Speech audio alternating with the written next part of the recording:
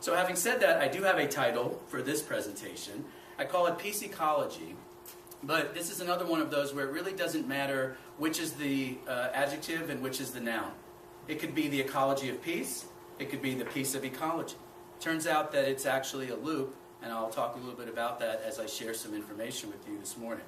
So let me give us a little starting point here, which is bumper stickers have this way of summing things up so sardonically, almost painfully. So this is a painful bumper sticker.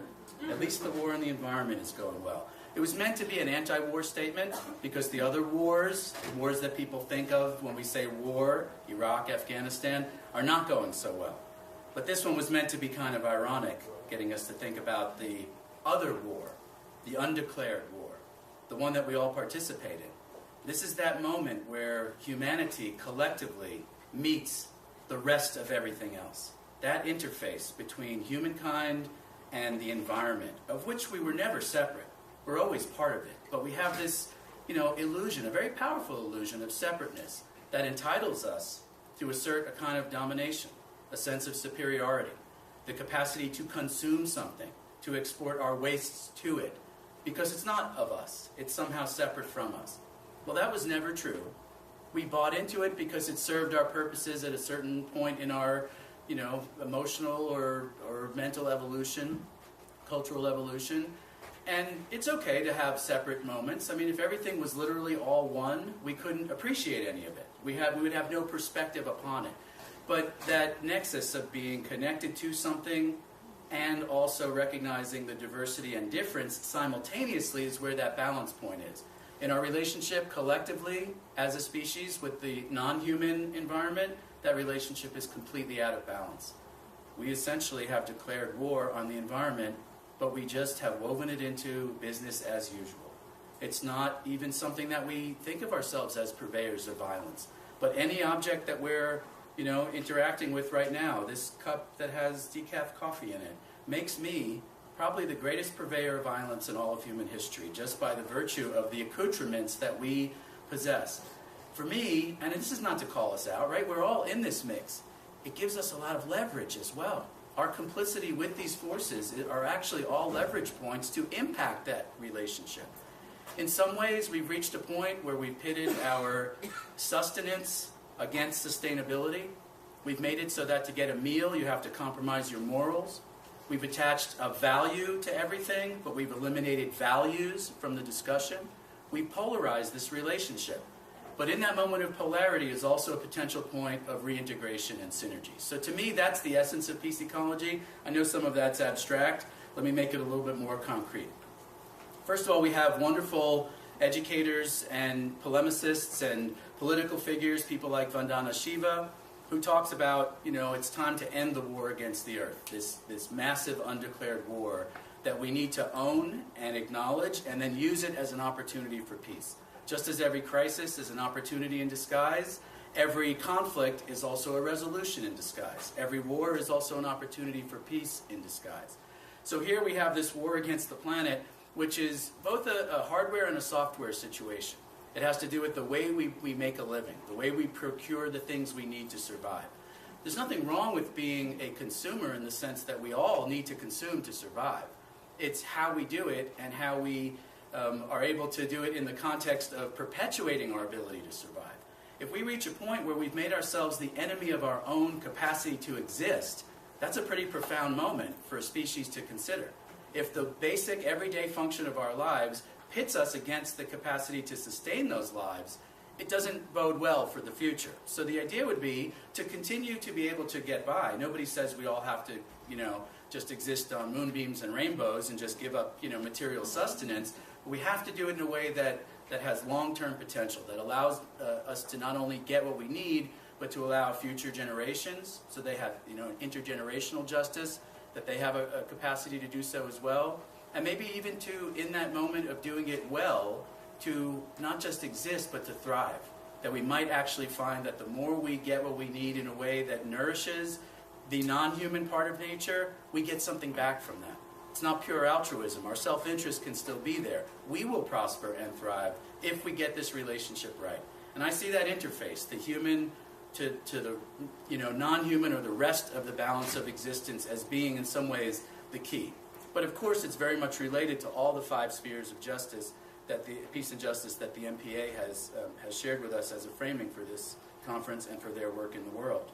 So the war against the earth needs to be owned, needs to be reconciled, needs to be acknowledged as a way of doing business, but also a way of thinking about things. Just that subtle move from separation to integration, from domination to interconnection, if you could introduce that one concept into the mainstream of the educational system, that things are interconnected in a non-superficial way, you could remake the map of the world with just that one concept itself. Unfortunately, we have other examples that are a little more crassly human. When we think about war, there really is war. And this, just to give a little background here, and I don't want to bog us down too much on this part. I have a few slides here. I think I'll go through them fairly quickly. But in terms of the way the field of peace studies often thinks about ecological issues, the historical entry point is often around the consequences and impetus to wage war. Wars are often seen, at least in retrospect, if not in real time, as resource-based. We're increasingly learning that pretty much every war has a resource component to it. We sometimes couch them in other terms about ethnicity and ideology, liberation, whatever values we attach, but oftentimes there is, a basic environmental commodity. And sometimes it's ironic that places can become war zones if they have too much of a substance or too little of it. They both become impetuses for war. In a place where there's a scarcity or a perceived scarcity of some desirable commodity or essential substance, the common logic is that people will fight over that scarce resource in some kind of, tooth and claw battle until the strong will secure it and the weak will perish, and that's the natural order of things, this very Darwinistic or social Darwinistic approach to resource control. And so that's a scarcity mindset. On the other side, if you have too much of something, you have a glut of oil, you become a desirable target for outside interests to come and try to gather that resource. Increasingly, what we're seeing is that this used to be subtle. It was buried under the rhetoric of why we wage war. These people don't understand anything else, or we're here to liberate them, we're going to be a savior, we're going to free them from a dictator, we're going to bring peace to the region or stabilize. And we couch it in all this, highfalutin language. But at the end of the day, the resource component is pretty palpable. Increasingly now, that's been identified front and center as synonymous with national security. The control of dwindling and crucial resources to support the global economy is now identified explicitly as a function of national security. You just have to read a little bit deeper into the documents to see that. It may not be politically expedient still yet to say it, but it's in the national security documents that we will fight wars over these commodities. And it's going to be increasingly the case as we move from economies of relative luxury, like petroleum, to economies of unflinching necessity, like water and food. When the battles become about those basics, the things that without which we cannot survive, the stakes are raised even higher. And in many cases, wars even from history are very much about resources. So that's one way that peace studies engages these kinds of ecological questions, the resource-driven or environmental-driven aspect of warfare. The other is in the consequences of war, the damage inflicted on the environment as we wage wars, which is kind of an untold casualty of war. We don't count that. There's no quantitative measurement. But every war has these devastating impacts on the environment that exist well beyond the theater of combat. And they pay unfortunate dividends for many years, if not generations.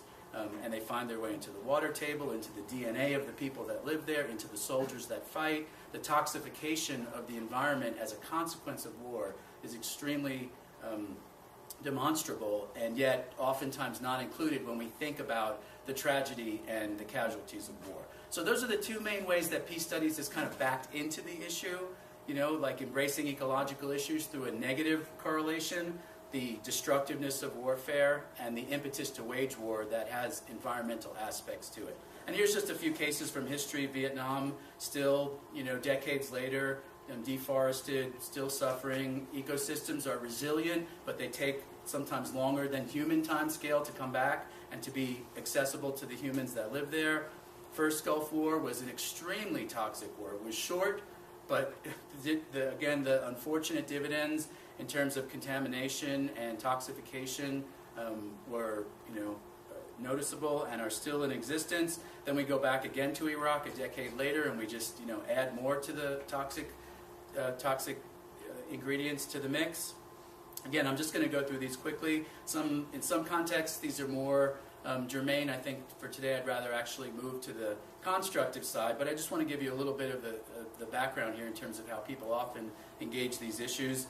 Depleted uranium is another one of these. We make weapons out of it. It's, the nuclear industry is very much connected to the war machine. These things are not separate. Energy production and conflict are very closely tied together. We don't often think about that, but the way that we power our lives is part and parcel of the impetus to wage war and part of the war machine.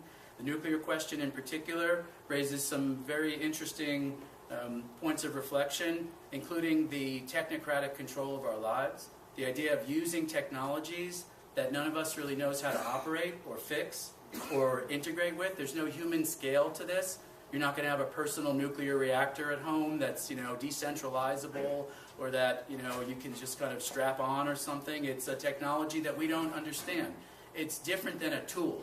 A tool is something that you can use, that you can probably fix if it breaks, that you can see the input and output of it. Many of the technologies we're relying on are increasingly abstract, but yet they're so essential to our lives. If they were to crash, what would be the implications?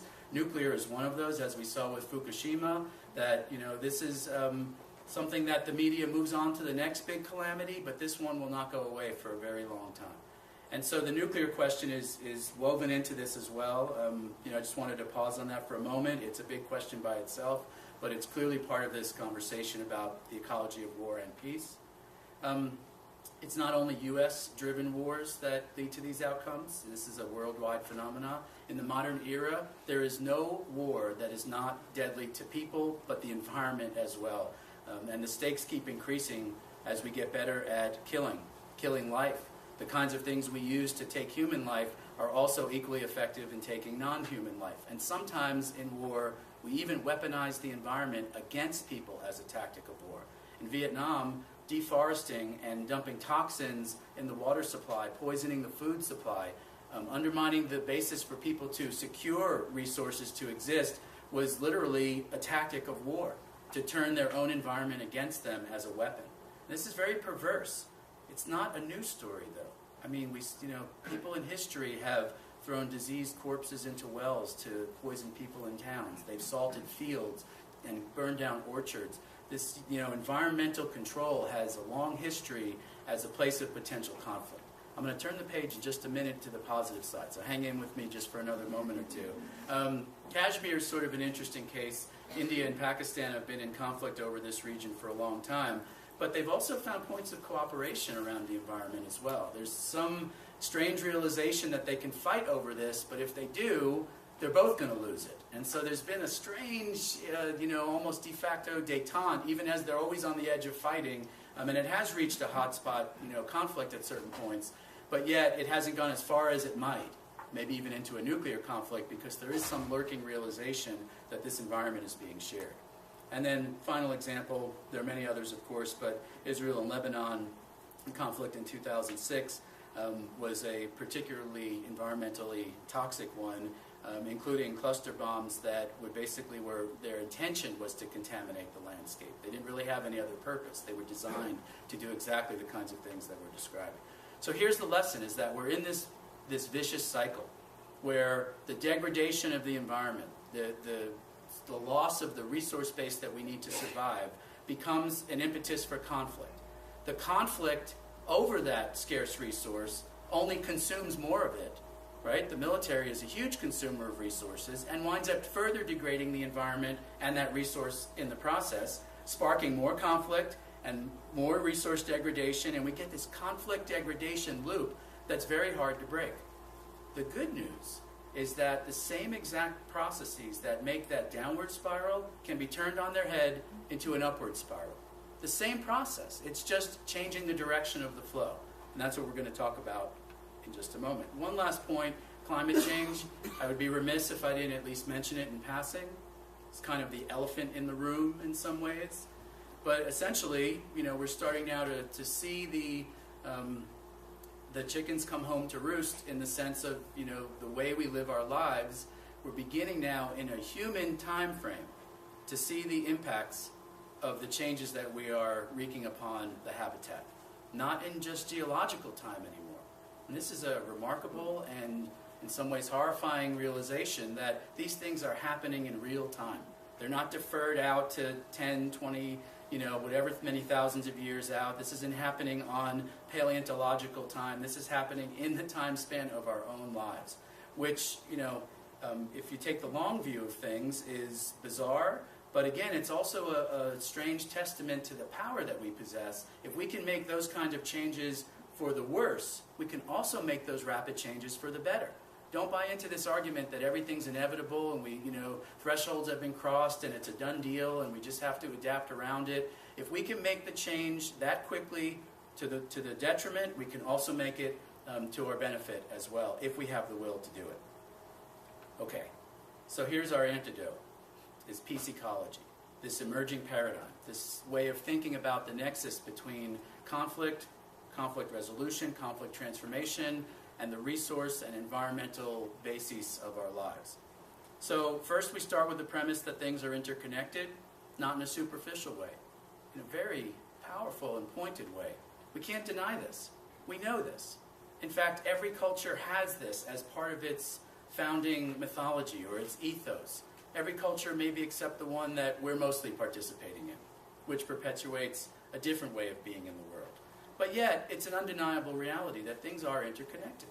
We understand this. Ecology is about a systems approach. It's the relationship between organisms and their environment. Well, peace is about that too.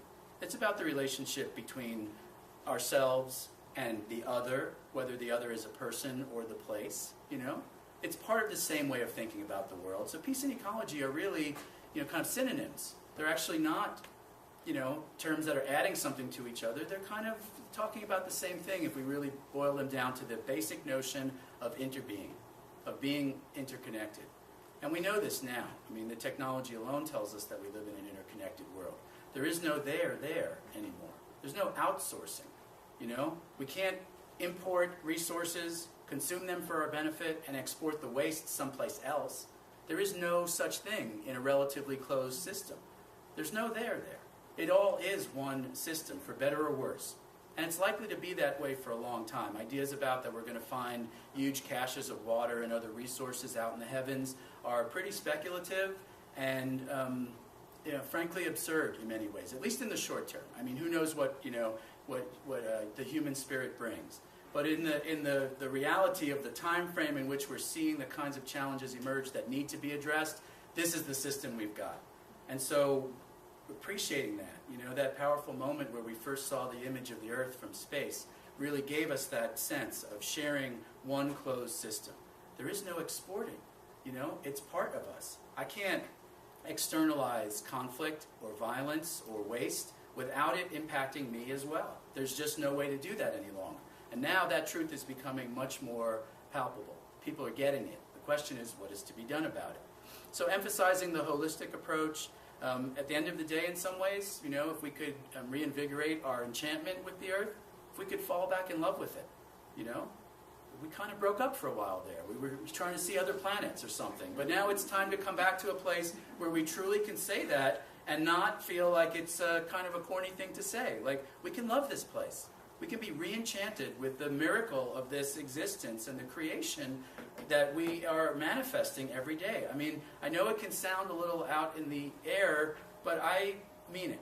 And I hope that, you can feel it in some ways in your lives as well, that this is a blessing.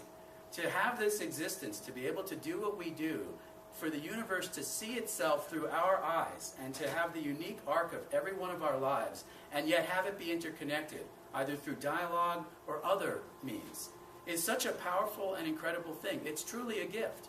And the conditions in which life can spring, especially complex life like our own, are a very narrow band of ecological realities to be able to bring that into being.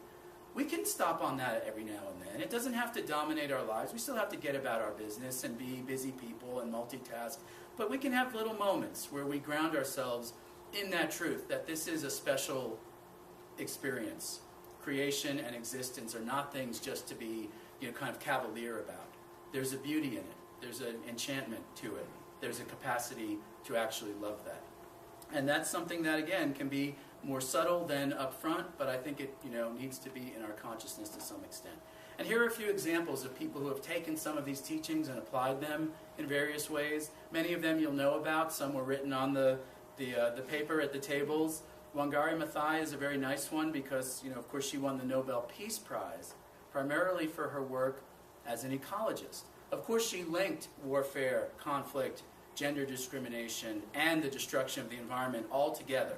These are all related things. They never were separate either. They're just different ways of looking at similar kinds of issues. The will to power, the tendency to dominate, kind of slash and burn strategies, both socio-politically and in terms of our economics and ecological relationships. And her way of connecting the dots in a positive sense was to reclaim the material base by symbolically, but also productively planting trees and reforesting, moving against the logic of deforestation, moving against slash and burn into something that actually constructs rather than destructs the environment.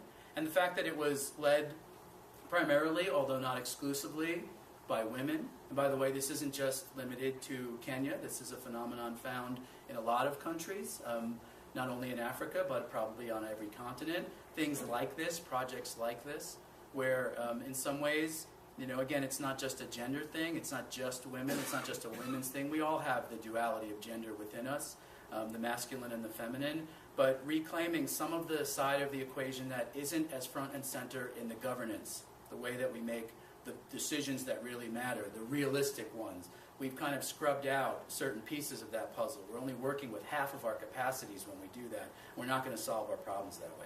We need the rational and the intuitive, the masculine and the feminine. And we all possess equal parts of those in varying degrees and with different capacities. So this is a reclaiming of that as an expression of also reclaiming a more positive relationship between humans and the environment. Here's another example, the demilitarized zone between the Koreas. This is kind of a complex example in some ways and a very interesting one, but essentially after the Korean War, which was 60 or so years ago, 1953, the two sides pulled back across a thin, narrow band that would be this, no man's land between the two countries to create a buffer zone. They demilitarized it. Now, it's militarized on both sides, so it's not exactly a utopian situation here. There's weapons trained on across, although increasingly that's less the case as the two countries find other ways of economically integrating, etc. But for 60 years, this narrow band has become a no man's land. And lo and behold, what's happened is nature has rewilded it. It's become this incredible biodiverse region, this habitat for rare and near extinct species. It's become a thriving ecological system. And here's the logic. Demilitarization leads to biodiversity. What's the inverse of that, right? Militarism leads to this kind of monoculture, loss of diversity, etc. So it's just a nice example that, we can see the effects. If we were to pull some of the impetus of the war machine off the table, nature is very resilient. Things will begin to come back. Now, it doesn't mean that every space can be this pristine, nobody interacts with it. We may have to actually find ways to interact with biodiverse regions and preserve their integrity as well. You can't always have standalone, don't touch it places. And so that raises other kinds of questions. And now, this region is hopefully moving toward formal protection, even as just a symbol of demilitarization.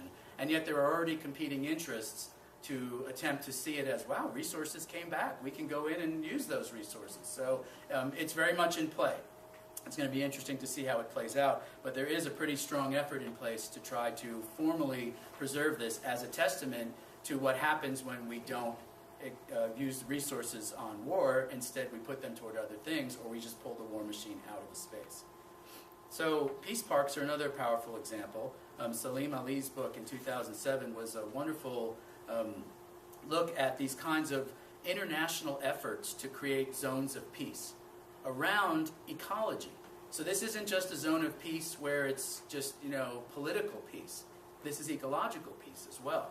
Now sometimes it has this static quality where we're going to find some cross-border area and we're going to preserve it and no human shall enter it. And that raises other kinds of issues. For instance, just to make this more complex, the relationship between preservation initiatives and indigenous peoples who often rely on certain kinds of resources and live in a different relationship with those places. So there are tensions here. It's not a perfect solution. But what this work shows is that even in places where people are potentially having conflict, even to the point of warfare, sometimes these transnational preservation efforts can be a really strong unifying point. And they can be symbolic. They have this iconic notion to them that if countries can get along to agree on preserving a sensitive bioregion or a sensitive habitat or a place of natural beauty and wonder, then that's a good beginning point. If they can do that, maybe they can have other kinds of conversations as well. It doesn't solve the whole problem, but it does start to suggest a different kind of logic, that maybe we can get along rather than fight over the resources and the environment and the things that make up the base of our lives. And so here's kind of the quintessential piece of this, which is environmental peacemaking. This is a very influential book written in 2002, and it looks at examples of what I just described all over the planet. Every continent has examples of this exact logic. The notion is that people in situations where they're mutually relying on environmental resources, either as kind of essentials or more optional ones, but wherever they are, the things that people identify as being important in their lives. Sometimes that's water, oftentimes it's water, but it can also be things that have symbolic beauty, that are seen as being just, it's the Grand Canyon. Oh, well, we're mining for uranium there. But besides that little tidbit, there are places that have this kind of signature feel, that historically there's a legacy where people have been, attached to it. And if people can have that connectivity around something that's based in the environment, you often will find that they can develop mutual trusting relationships across that. So it's not just that they, do a preservation effort, put a fence around it, and then both sides retreat back. It requires an ongoing conversation, an ongoing commitment. Over time they begin to learn more about each other cross-culturally. That once gaping divide becomes actually now a point of contact. And in fact, the environment becomes a medium for the creation of commonalities. This is the healing potential that the larger habitat actually provides. It's kind of a conduit. It's a place in which when people are working together on something grounded in the non-human world, it transcends our narrow self-interest. It exceeds any of our particular political ideologies or religious affiliations. It's a place in which to exchange interests and energies and information without it being so deeply personal and deeply conflictual. It kind of absorbs some of the potential conflict. When people mix their hands into a common environmental endeavor, they often find it to be very healing, both on a personal level, but also then that shared experience of doing it creates a sense of commonality that maybe starts to get us to think about things in a slightly different way. Now, if you extend this logic, like this quote from Alex Carius does, that at the end of the day, we start to realize that, environmental issues ignore all political borders. They don't care about having a wall built between the United States and Mexico. Animal corridors don't respect that. The flow of rivers don't care about that. Certainly pollution and climate change don't care about those kinds of artificial borders. So at the end of the day, it turns out that the environment as a whole is that medium of exchange for all of us. We can turn these moments of conflict into moments of potential environmental cooperation by recognizing our common interdependence not only with each other, but upon the rest of the balance of nature as well.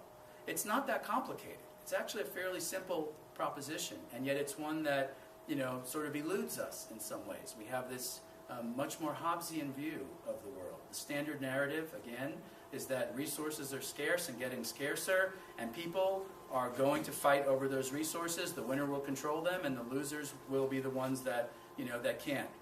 And that's the standard narrative that we're enacting. Here's a way of thinking about things that suggests exactly the opposite. And at the end of the day, our mutual survival kind of depends on whether we can make this move or not. Fortunately, there are many examples of people doing it. I've cited a few that have bigger picture potential. more environmental potential at the international level, but this is also more localized and regionalized as well. How many folks are familiar with the acequia? We're here in Colorado. There's someone from New Mexico I know, just a couple hands. It's kind of surprising that we don't know more about this. This is actually one of the oldest forms of self-governance in this hemisphere. It's about 4 centuries old. It's a hybridization of Arabic, Spanish, indigenous, and Mexican ways of sharing water in scarce and arid environments. The acequia right now, geographically, mostly exists in the region of northern New Mexico and southern Colorado. It's a bioregion, essentially. San Luis Valley, down in southern Colorado. And then northern New Mexico from Albuquerque and up, basically. It used to transect the entire west, really, from San Antonio to San Diego. And there are still actually historical remnants of the acequia that go back hundreds of years. But here's the model in a nutshell, just so you have it in your consciousness. And I encourage you to go and look it up a little bit and maybe even explore it. You can go down to San Luis and you can see the first, acequia. There's a billboard commemorating it. So the story is essentially that the acequia is the people's ditch. It's literally a dirt irrigation ditch that's meant to carry water in regions where water can be scarce and bring it to communities where people can make use of it in their farming and their cleaning and their lives. So why haven't they fought over this resource? Why haven't they all kind of killed each other off, or some wealthy industrialist has co-opted the resource? The reason is that it is the people's ditch. It's seen as a shared commodity. There's an elaborate social infrastructure around the sharing of water that has this rotating facilitator. There's a mayordomo who is nominally appointed. Essentially, it's a person who's skilled at conflict resolution. And they'll serve in that role for a couple of years, and then another person in the community. Each acequia has its own community and culture that builds up around it. It's basically the acequia is all the people sharing that particular ditch. And so it's somewhat circumscribed, but there's so many of them that taken together, they constitute a whole system. It's not monolithic. It has a lot of shared characteristics from one of these small acequia cultures to the other. There's shared logic, but they all kind of take it in slightly different directions. But the classic hallmarks are that they rotate the facilitator, the mayordomo. So they rotate the conflict resolver for a couple of years.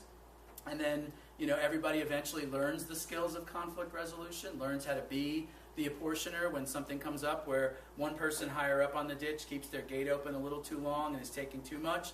Then the community gathers around and has an intervention, and they talk about it, and there's peer pressure brought to bear. But, it's seen as very taboo to take more than your share of water. It's a cultural phenomenon. The idea is to make sure that everybody along the ditch gets as much as they need. It's not a perfect situation. They have not solved the problem of human nature. They're not less complex than we are or less aggressive than we are. But they have realized that their capacity to exist depends not only on the water that flows, but on the relationships they have with each other in these communities. When there's a crisis on one of their farms along one of these acequia ditches, they're not posting it on Facebook saying, I have a crisis on my farm, I need help from my Facebook friends. They're talking to the neighbors that live in proximity with them, the people who are the repositories of local knowledge, who know how to deal with a blight or a pest or a scarcity of water in any given season. They figured out that working together is their hedge against potential extinction. It is their survival strategy. So they share the resource, but they share community as well. And the two things exist in a relationship with each other. The people's ditch also means that they have to contribute equally in terms of labor to maintain it. Now this has become a little bit ritualized at this point, 400 years on, but every year there's a ditch cleaning where people come out with their tools and they go and they clean debris out of the ditch. And they reopen the pathways for the water to flow when the melt is about to come. And they equally put their hands and their labor into preserving the capacity for them to receive water in a relatively arid environment. So it's a very powerful model. There's more to it than that, but the basic gist is it's sharing the resource, but also beginning to build community, not in a superficial way. Building community as an ongoing tool of conflict transformation. Community isn't some static thing where you just come together and have a meal once in a while. It's actually proactively resolving conflicts even before they happen. People learning skills of facilitation, skills of conflict transformation, equal labor, thinking about the downstream neighbor as their farm success is equally as important to my livelihood as my own farm successes, and seeing that connection and synergy in a deep way. And then even more localized is this amazing burgeoning food justice movement that's literally happening every place you go. I have not been to a city or town in the last 5 or 10 years that doesn't have some component of this happening. Community gardens, urban farms, free farms, people taking abandoned land, turning it into productive land, growing food in their neighborhoods. The Grown in Detroit example that we talked about at one of the tables last night. When capitalism essentially pulled out of Detroit, what happened? There was a food desert. Well, even before they pulled out, capitalism left, it was kind of a food desert. The stuff being sold wasn't really food. It was sold as food, in quotes, but it wasn't really nutritional. You know, it was pretty, most of it was pretty toxic. But having said that, at least people could eat it. Now, suddenly when, there's this kind of corporate flight and the city was literally left to fend for itself, all that were left were like liquor stores, and a lot of neighborhoods in America are exactly like that. You can't find a place to buy food. They're food deserts. You can find fast food maybe, and you can find liquor stores, but you don't find really anything that resembles human sustenance. So what happens in Detroit? Instead of, doing the classic Hobbesian version of like, wow, there's hardly any food left, people are just going to be, on each other fighting for those resources. Instead, there's been this agricultural renaissance, a reclaiming of the space of the city as a food-producing venue. We don't have to have some, vision of being out in, on many acres out in a rural area to grow food. Every rooftop is a potential food producer. Every window box. You can grow food inside with hydroponics. I mean, every place could potentially be contributing to the material sustenance of our lives. Food production, and I gave you the Isekia example of water sharing, is key in many ways. These are the basic elements, food and water. We can get by without almost any of the rest of it if we really, really had to. Not so much food and water. Those are the ones where really the rubber meets the road. That's where our existence really evidences itself. You can go about 30 days or so without food if you really, really had to, and that's pretty much it.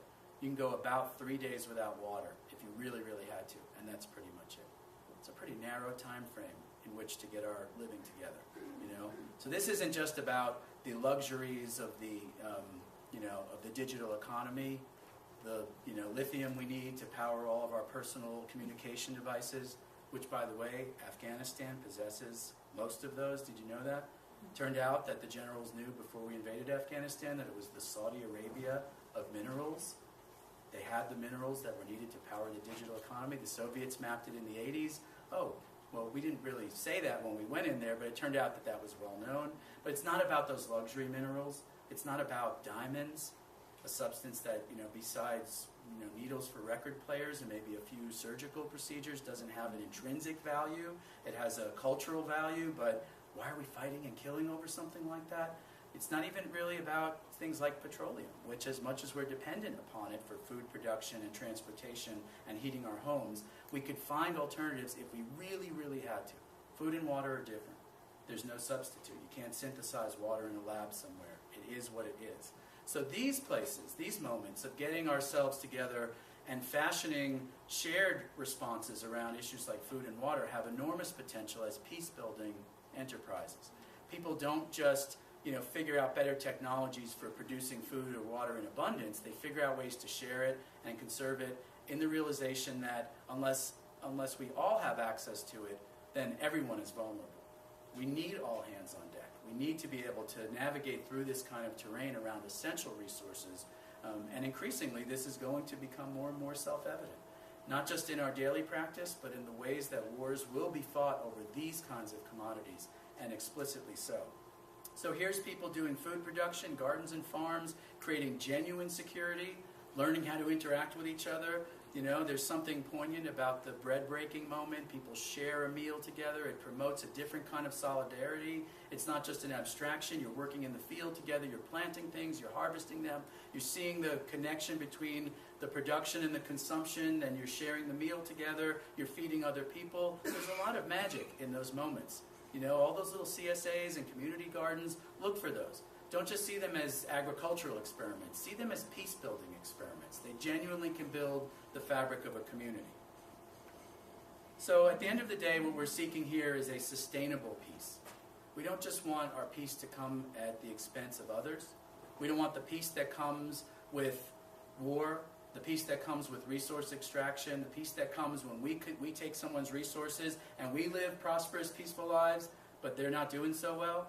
You know, sometimes in the first world, northern hemisphere, whatever, metaphors we want to use, we tend to, we don't see what's behind the things we consume.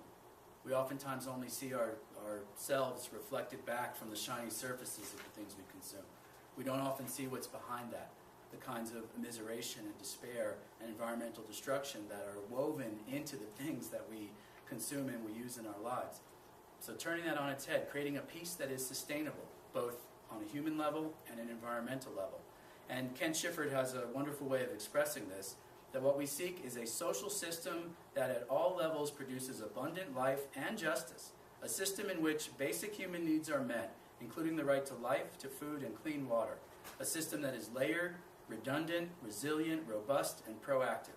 Its various parts must feed back to each other. This is an ecological statement, but he's speaking about peace as an ecological system. Peace is exactly that. It's the relationship between the self, the other, and the larger habitat. It speaks to all of those different levels. So the idea is the same kind of process of scarcity and conflict moving in this cycle can also be turned into abundance and cooperation. We can actually turn it right back on its head. The conduit's the same. It's just reversing the direction of the loop. And these examples of, both internationally, regionally, and locally start to give us some concrete illustrations of that. So here we are, this is kind of crossroads moment, the stakes are very high. We know that the environment unites every one of us. We are sharing this space, we can deny it for only so long. We will either make it together, survive together, or not. So the point isn't so much about will some survive and others won't. We're increasingly reaching this tipping point where we're either going to make it together or none of us is going to make it. It's not going to wind up being an either-or thing. Things like climate change and the toxification of the environment, deforestation, the loss of biodiversity, those don't only affect the poor, they disproportionately impact the poor. And the leading edge will definitely impact the poor more disproportionately. But at the end of the day, these things affect everybody's capacity to survive. Rich and poor alike, the powerful and the ones who often have power inflicted upon them. The idea is that creating peace winds up requiring that we resolve our water wars, our wars about food, our wars over biodiversity, and wars over the atmosphere. As Gandhi once said, the earth has enough for the needs of all, but not the greed of a few. So people have known about this for a long time. This isn't new knowledge. It's just a matter of what we make of it and whether we're able to implement it in time. So here's our fork in the road as we come to a little bit of closure here, and then we'll open it up for some questions and do a little exercise together as well. Our fork in the road is, can we move from this paradigm that we seem to be trapped in of scarcity, privatization, conflict, and control? Can we move to a vision that has abundance, that we can see that these resources are potentially abundant? Water is scarce on some level. Only 3% of the planet's water is drinkable by human standards. And the energy input it takes to create water out of salt water is a lot, right? It's kind of a net loser in some ways. In fact, a lot of our consumption habits are net losers. The energy it takes to get the resource is less than we get back out of it.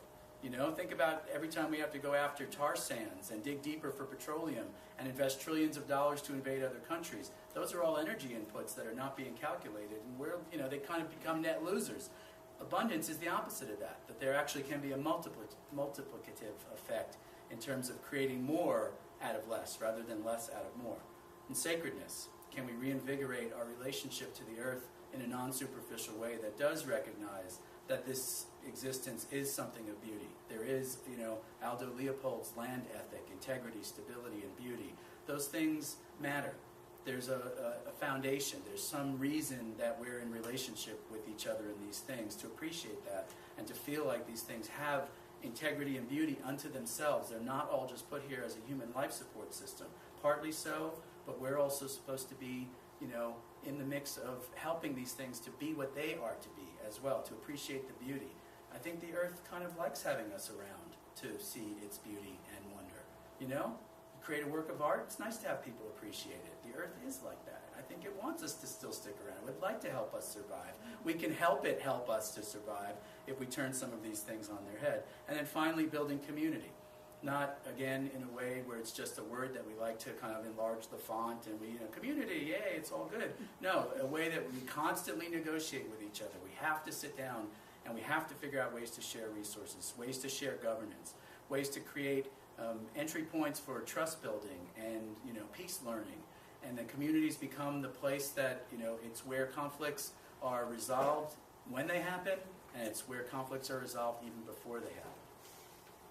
And so here we are. There's still time. There is still time. However, the window of time in which to act is a pretty narrow window, and it's closing fast. We can't take for granted that we will always have time to act, but we do now. We're still here. We're still having these conversations. We have all the knowledge that we need. We have the capacity to do this. Now we just need the will. It's not that complicated. We know what we need to do. We have the tools to do it. We don't need to invent anything else to solve these issues. The war problem and the environment problem. They're both the same. We know what we need to do. It's just a matter of can we muster the will and time. And there is still time. And we know what we're kind of called to do. This is not a moment for the faint of heart, but as Dot said yesterday, when else would you rather be alive, right? This is the moment. I mean, this is a beautiful time to exist. Like the sense of crisis and opportunity, of conflict and resolution is very palpable. And so we're here now. We're here and we still have this window. Again, we have the knowledge. We have both the tools and the know-how. We can put it together in time. And a few questions to leave you with. Can we make this move in time to turn from a world of resource conflict to one of resource cooperation? Can we reverse this cycle in which we're dependent on external forces to provide us with the things we need into one where we reclaim some power and capacity to produce those basic resources? What are the environmental issues that are most palpable in your own communities? Where does your food and water come from? Do you really know? And finally, what are we doing? We kind of call at the personal level. What are we each doing every day to wake up and roll up our sleeves and say, how are we going to make this world a better place? Again, in a deep way. Not in a way where we just say it or we send a check, but how are we actually turning the paradigm around in our own lives? Are we reclaiming that power that we possess, each of us, as parts of this whole system? Not just asking others to do it for us or lobbying them to change their policies, but taking some ownership in our own lives and our own communities to turn this around. We still have a lot of power.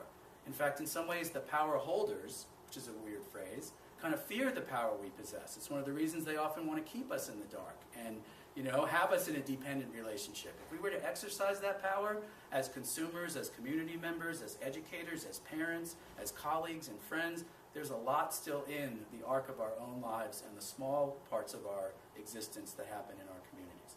So those are some of the things I wanted to share, and I really appreciate you giving me some space to do so. Thank you so much.